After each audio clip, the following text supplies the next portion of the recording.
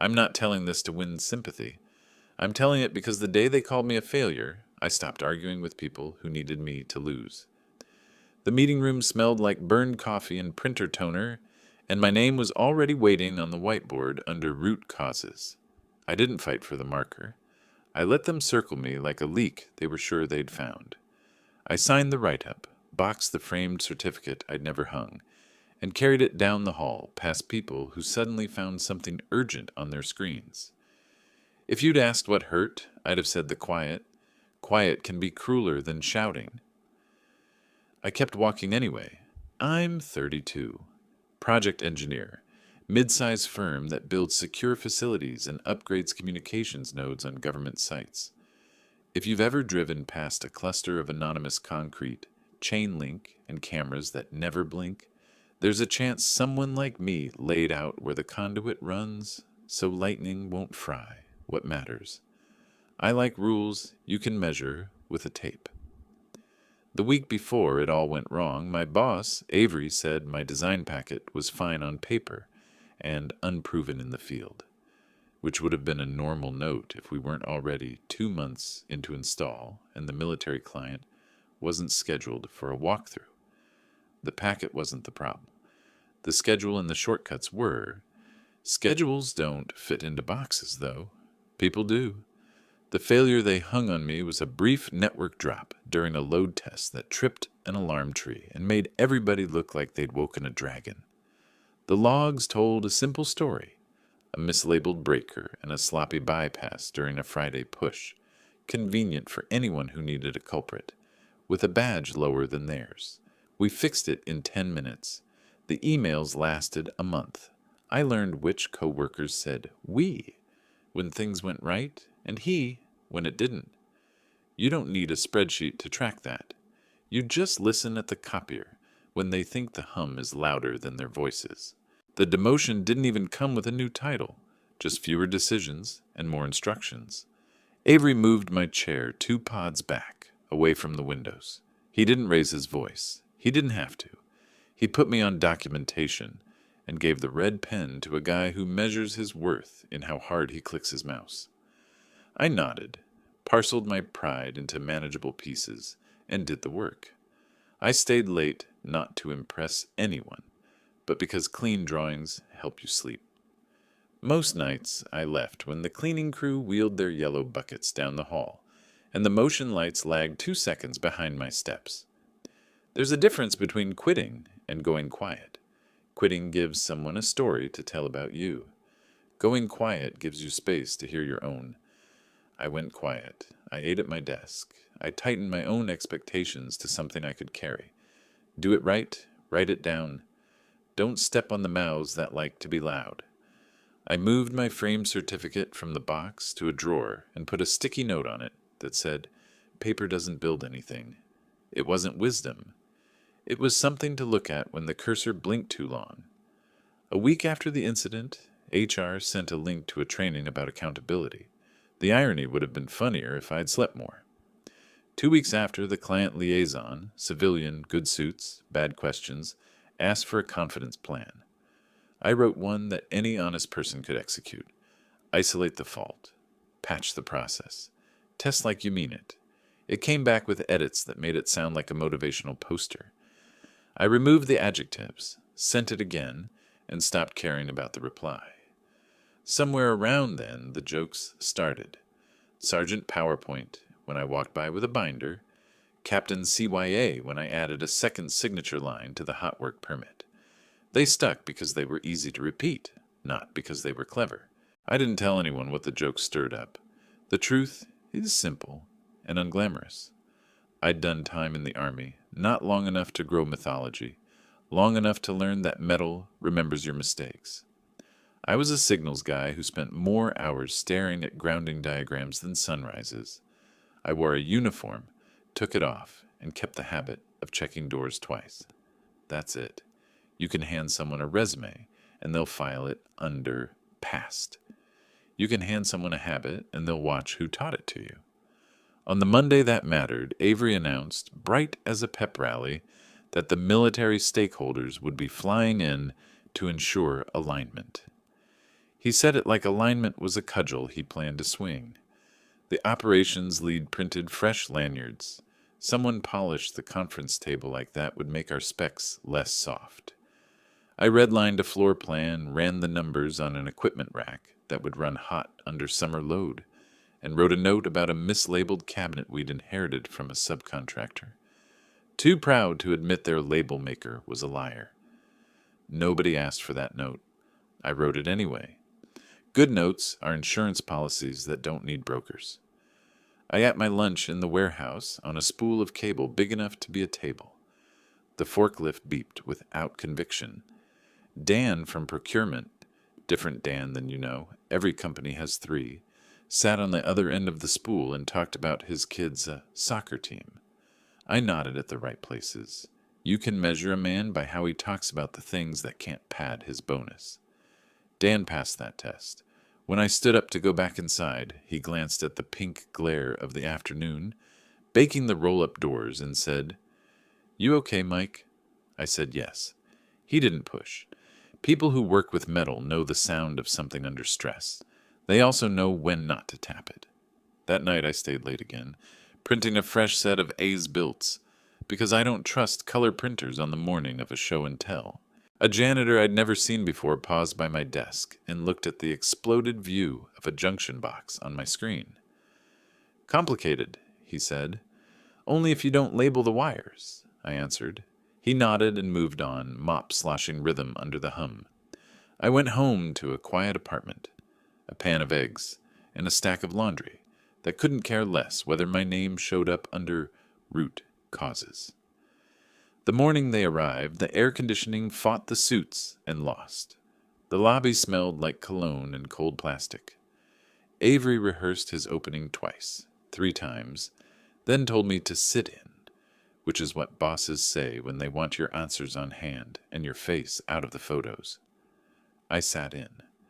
I wore a shirt with a collar stiff enough to suggest I own an iron. I put my notebook on the table and wrote the date at the top because it helps me not talk too much. We filed into the big room. Nameplates, water bottles with logos, a screen waiting for someone to wake it up. The liaison did her handshake tour. A colonel with a polite haircut nodded at nobody in particular. A major studied the ceiling tiles like there could be intel hidden between the sprinklers. Avery started his deck. He did the dance, mission, milestones, mitigations, like he'd swallowed a webinar whole. My name didn't appear. My work did, on 3 slides with numbers formatted the way I format them. 2 decimals when 0 matters, none when it doesn't. I watched without keeping a count. Halfway through, the screen flickered. It wasn't dramatic. It was a hiccup with bad timing. Avery joked about gremlins. The liaison smiled like she'd rehearsed forgiving. I clicked my pen, closed it again, and kept my hands under the table. When the screen steadied, Avery segued to lessons learned, like he'd planned it that way. He did not say my name. He did not need to. If you've made it this far, you might be waiting for the part where I throw the table, or stand up and give a speech that changes the weather in the room. I didn't. I listened, took notes, and circled the line on the agenda where the site walkthrough would force the conversation to step out of slides and into racks and bolts. Slides can be generous with the truth. Steel isn't. We wrapped the room part with handshakes that felt like agreements to pretend. In the hallway, I peeled away from the cluster, grabbed the binder with the labels and the punch list that lives inside my head anyway, and headed to the equipment room to make sure the only story the hardware would tell was the one we built into it. I checked the cabinet numbers, the grounding lugs, the little brass tag on the transfer switch that no one looks at until the storm hits, and the lights decide whether they like you. On my way back, I passed the front desk as the rest of the entourage came through the badge gate. A man in uniform I hadn't seen before stepped in last, not young, not old, the kind of still you only learn by standing in noise. He didn't look at the posters we'd taped up. He didn't look at the glossy timeline. He looked at the people. His eyes moved over Avery, over the liaison, over the suits, and then stopped on me like his brain had found a file he hadn't expected to open on a Tuesday. But that was just the beginning. The colonel's gaze lingered long enough for Avery to notice. "Michael," he said too brightly, snapping the silence, "why don't you, get the tech packet for the colonel? He'll need it for the site overview." It was a dismissal disguised as delegation. "Yes, sir," I said, because sometimes the cleanest way to win a fight is to make it look like you're not in one. In the corridor, the air felt heavier. I could still hear Avery's voice spilling through the half-open door. The same performative authority he used whenever he needed distance between himself and whoever might get blamed next. I found the binder on the prep table, the one with the metal ring clip bent slightly out of shape, and ran my thumb along the edge to straighten it. Small details, but small details are what keep cables from burning, bridges from collapsing, and careers from quietly disintegrating. When I came back in, the colonel, broad shoulders, silver at the temples, posture like an iron fence, was still scanning the room. He didn't look lost. He looked like he was waiting for something he expected to recognize. His eyes met mine again for a fraction of a second too long, and then he nodded once. Not a greeting, a confirmation. Avery clapped his hands. "Let's move to the floor, people. Colonel, you'll see the control area first. Then we'll move through the comm suite." We filed out like schoolchildren on a field trip. I kept a step behind the group, close enough to hear, far enough to breathe. In the control room, fluorescent lights hummed like interrogation bulbs. The colonel stopped by the main console, his shadow falling across the glass. Avery launched into a speech about integrated redundancy and fail-safe protocols. I watched him gesture toward the rack I'd spent 3 weekends rebuilding after someone's rush job almost cooked the insulation. He was selling my work like a man hawking someone else's invention at a trade fair. I didn't interrupt. "You don't interrupt gravity. You wait for it to do what it always does." The colonel folded his hands behind his back. "This the cabinet that failed the load test last quarter?" Avery hesitated. Yes, sir. We've corrected the issue. The engineer responsible," he glanced at me, a flick of the eyes sharp as a knife, "has been retrained." There was that word, retrained, like I was a dog that needed shorter walks. I felt the heat rise behind my ears, but I kept my jaw still. The colonel's gaze drifted back to me. He frowned slightly, not at me, but at Avery's phrasing. "Retrained," he repeated, tasting the word like bad coffee. "Interesting choice." Avery laughed, a half-second too late. "Figure of speech, sir." The major, the quiet one who had been studying the ceiling, leaned toward the colonel and murmured something. The colonel nodded, still watching me. "You from around here, son?" he asked suddenly. The question hit like a dart thrown from a different decade. "No, sir," I answered. "Born in Kansas. Stationed out west for a while." "Stationed?" Avery repeated, his voice rising like a bad singer missing the key. "You, mean employed?" "No," the colonel said evenly. "He means stationed." The room fell still. Even the hum from the rack seemed to flatten. The colonel's tone had shifted, quieter now, but edged with authority that didn't need to be announced. He turned fully toward me, studying my face. "Sergeant Michaels, isn't it?" he said. "Signal Corps. Kandahar 2013? Every molecule in the room froze. Avery blinked. The liaison's pen stopped mid-note. I hadn't heard that name in almost a decade. "Yes, sir," I said finally. "Formerly." The colonel nodded, slow and deliberate. "Hell of a job you did with the relay out there. Saved a lot of lives when that tower went down." He looked at Avery. "You've got yourself a man who built a field network out of scrap metal and radio guts under fire, and you put him on documentation?" Avery's mouth opened and closed twice. Our structure..." The colonel waved a hand. "Your structure's backwards." He stepped closer to me. "You still work in comms design?" "Yes, sir, mostly infrastructure now." "Good." The Corps could use that mindset. I could feel every pair of eyes in the room turned toward me. People I'd worked beside for years suddenly looking like they'd just discovered a stranger in their own house. It wasn't pride that filled my chest, just a slow, even burn of vindication. The colonel gestured to the rack. You did this layout. Yes, sir. Explain the grounding logic. I walked him through it, the split bond configuration, the cross-tie isolation, the load-balancing matrix, the kind of detail that never makes it into PowerPoints, because it requires knowing which end of a wrench to hold. The colonel nodded through it all, eyes sharp, questions precise. By the time I finished, Avery looked smaller. His tie, perfect this morning, now sat crooked, a knot strangled too tight. The colonel turned to him again. You said the system failed last quarter? Avery swallowed. Yes, sir. Because of this man's design? A pause. That's what our internal review concluded. The colonel looked back at me. Show me your report. I handed him the folder I kept on the table, the one no one had ever asked to see. He flipped through the pages, scanning the timestamps, the log entries, the red ink notes about mislabeled breakers. When he reached the signature page, he let out a sound halfway between a sigh and a growl. This sign-off is from your supervisor, he said. That you? Avery nodded. So the system that failed was built exactly as approved. Yes, sir, Avery managed. The colonel closed the folder with a snap. Then the only thing that failed here, Mr. Avery, was oversight and judgment.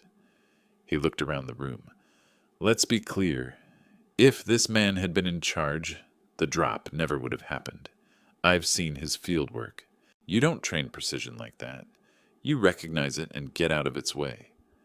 Nobody spoke. The liaison's smile had dissolved into the neutral expression of someone mentally redrafting a press release. The major scribbled notes that sounded like nails in a coffin. Avery tried one last time. Of course, Colonel, we value his experience deeply. Do you? The colonel said, still not raising his voice. Then show it. He handed the folder back to me personally. The paper felt heavier than it should have. You'll oversee the remaining installation, Michaels. Direct liaison to our tech team. Yes, sir, I said quietly. Avery opened his mouth again, but the colonel wasn't listening anymore. He turned to the group. Gentlemen, ladies, let's proceed to the next site. I want him leading the walkthrough. As the others began to shuffle toward the door, Avery leaned in, voice tight. We'll talk about this later. No, I said, keeping my tone even. We won't. I followed the colonel out into the corridor, sunlight spilling through the narrow windows, catching the faint dust in the air. My hands felt steady for the first time in months. He waited by the door until the others passed, then spoke low enough that only I could hear. You could have corrected that story any time, son. Why didn't you? I thought about it for a second. Because the truth doesn't need me to shout it, sir. It just needed time to walk in the room. He smiled, small and knowing. That's the right kind of quiet. And then silence. The kind that means something's gone wrong for someone else. The silence didn't end in that room. It followed us out into the corridor, hung between footsteps and the squeak of boots on polished linoleum. I could feel it trailing behind the group like a shadow nobody wanted to name. Avery's voice had vanished. The liaison was suddenly too busy with her phone. Everyone knew what had just happened, but no one wanted to be the first to acknowledge it. The colonel's team moved ahead, chatting quietly with the major about logistics. I stayed back to check the control rack, making sure nothing had been left powered when the cables shouldn't be hot. My hands knew the drill, but my head was somewhere else, replaying every smirk, every whispered joke, every moment someone had treated me like furniture with a pulse. It should have felt like victory. It didn't. It felt like air after drowning, necessary but thin. Avery appeared in the doorway, the fluorescent light bouncing off his forehead. You made your point, he said flatly. I didn't look up, didn't know I was making one. He stepped closer. Don't play humble, Michael. You waited for this. You could have corrected me months ago. Instead, you let me take the fall in front of a client. I turned slowly. You didn't fall because of me. You fell because you built the ladder wrong. His jaw tightened. For a second, I thought he might actually swing. Not a fist, but a threat. Something corporate and sharp. Instead, he straightened his collar. "This isn't over," he said. "It is," I answered. "You just don't know how to stop talking when it is." The colonel's voice echoed down the hall. "Michaels, walk through in 10. "Yes, sir." Avery flinched at the "sir." Not because it was meant for him, but because it wasn't. When I caught up with the group outside, the afternoon sun was glaring against the concrete pad. The smell of ozone and metal filled the air, the kind of smell that tells you electricity is awake and watching. The colonel stood with a clipboard, talking to one of the younger officers about site integration. The liaison hovered nearby, clearly recalibrating her tone. I could almost see the gears turning. The man they'd ignored 5 hours ago was now the one the uniforms deferred to. "All right," the colonel said, gesturing toward the relay cabinets. "Let's finish this inspection properly." I walked him through the physical layout, the surge isolation, the redundant grounding mesh. When we reached the exterior conduit, I pointed out the modifications I'd made after discovering the subcontractor's mislabeled breaker, the same one that had triggered the so-called failure. The colonel squatted to read the tag, nodded, and straightened. "You run this place like a fob," he said. I allowed a faint smile. "Old habits, sir. Good ones," he said, and turned to the major. "Get me the project charter by tomorrow. I want Michael's recommendations implemented company-wide." That word, company-wide, hung in the air like a detonation. The liaison's head snapped up. Avery's name wasn't on any of the copies. Mine was 3 times, handwritten by the colonel himself. We walked the perimeter fence next. The colonel talked easily about deployment networks, satellite latency, things most civilians glaze over at. I answered where I could, careful not to sound like a man auditioning for redemption. Redemption isn't real. Only accuracy is. By the time we returned to the main building, the sky had turned the color of steel just before rain. The colonel stopped at the entrance, extended his hand. His grip was firm, not ceremonial, not pitying, just acknowledgement. "You ever think about coming back?" he asked. I shook my head. "No, sir, I've done my share of desserts," he smiled. "Then maybe it's time you built something permanent." He slipped a card into my hand. Direct contact, not some recruiter's form letter. "If you ever change your mind." He walked off toward the motorcade, the major trailing him, and left me standing by the double doors with the card still warm in my palm. Avery was waiting inside. His tie was gone, his sleeves rolled up, trying to look casual but failing. "You think that stunt earns you points? You embarrassed me in front of command?" "No," I said quietly. "You embarrassed yourself. I just stopped carrying the blame." "You can't talk to me like that." "I'm not talking to you like anything," I said, stepping past him. "I'm talking after you." He grabbed my arm. It wasn't hard, but it was enough to trigger something old.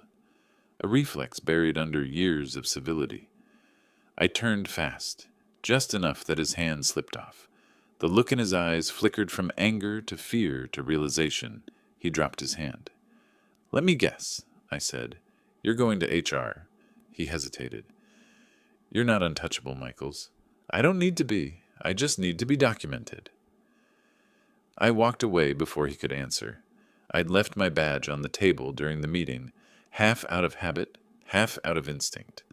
When I returned for it, it was gone.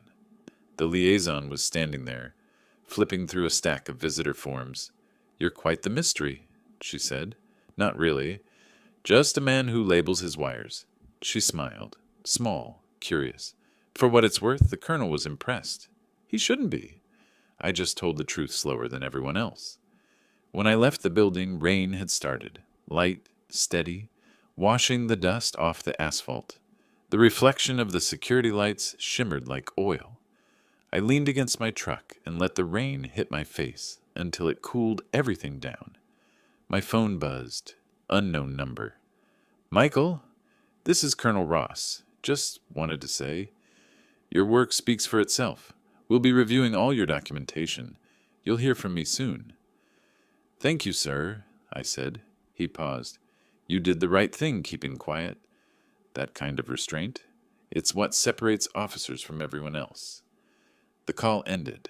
I sat there a moment longer, listening to the rain hammer on the hood. My reflection in the windshield looked older than I remembered. Calmer, too. That night, I stopped being the quiet one. The next morning, the office felt hollow, like a stage after the audience has gone home and the actors don't know whether to bow or pack up. Half the desks were empty. The others were filled with people pretending to type, while secretly trying to figure out who was still safe to talk to. When I walked in, conversations paused mid-sentence. The company gossip mill runs on two fuels, fear and fascination. That morning, both were at full burn. I sat at my desk, powered up my monitor, and sipped coffee that tasted like closure. My inbox was different. Top message from the colonel's office.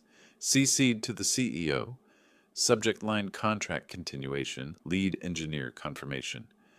Below it, one from HR requesting a brief conversation regarding internal restructuring. Translation, Avery was done. I opened the colonel's email first. Mr. Michaels, effective immediately, you will serve as lead consultant on the Defense Infrastructure Optimization Project. Direct communication channel remains open for all technical matters. Congratulations. No exclamation point, no filler, just clean military brevity. I read it twice, then closed the screen and leaned back. It didn't feel like revenge. It felt like balance finally stopped tilting. 10 minutes later, Avery appeared at my cubicle. The skin under his eyes was gray. The confidence that once filled his voice had drained out somewhere between last night and now. They're making changes, he said quietly. I saw, I answered. I didn't mean. Yeah, you did. He nodded once, a small admission that sounded more like exhaustion than guilt. Good luck, Michaels. You too, I said, and meant it. Not kindly, not cruelly, just neutrally. The kind of farewell you give to a ghost that no longer haunts your hallway. By noon, HR had announced a realignment. Avery's name wasn't on the new org chart. The liaison avoided eye contact in the cafeteria, and Dan, the good Dan from procurement, walked over with a grin. Heard your running point now, about damn time. I shrugged. Didn't run, just waited. Work moved differently after that. Meetings got shorter. Questions came straight to me. The colonel's team looped me in on specs, flight schedules, secure channels. For once, everything made sense. No theatrics, no noise, just results. 3 weeks later, we wrapped the final installation. The colonel came down one last time, not in dress uniform, but in a weathered field jacket that carried more authority than any title. He walked the site with me, hands behind his back, eyes scanning the details. Only someone who's lived inside systems notices. When we reached the end of the conduit line, he stopped. You built this clean, he said. I built it honest, I replied. He smiled. Those are the same thing when you do it right. We stood there a moment, the hum of the equipment low and steady, the smell of ozone in the air. You know, he added, most men in your position would have made a scene back there. You didn't. Didn't need to, I said. Noise doesn't build trust, he nodded. Keep that. World's full of loud people who confuse echo for impact. He left with a handshake that meant more than any bonus ever could. The convoy rolled out, taillights fading into the late afternoon haze, and I was alone again. But it was a different kind of alone. The good kind. That evening I drove home the long way, windows down, the wind cutting through months of static. My phone buzzed once with a new email. HR confirming my promotion. I didn't open it right away. I let it sit there. Quiet proof that sometimes the best answer really is patience. At home, the light through the kitchen window hit the counter just right, turning the coffee mug's shadow into a perfect circle. I thought about the first day they'd called me a failure, about how small I'd felt packing that certificate into a box. The same box was now on a shelf by the door, still unopened. Maybe I'd leave it that way, a reminder that paper doesn't build anything. I brewed a new pot, the smell filling the house. My hands didn't shake anymore. Outside, thunder rolled somewhere far off, the good kind that just promises rain. They said I failed. Maybe I did, just not in the way they thought. And for the first time in a long while, that sounded exactly right.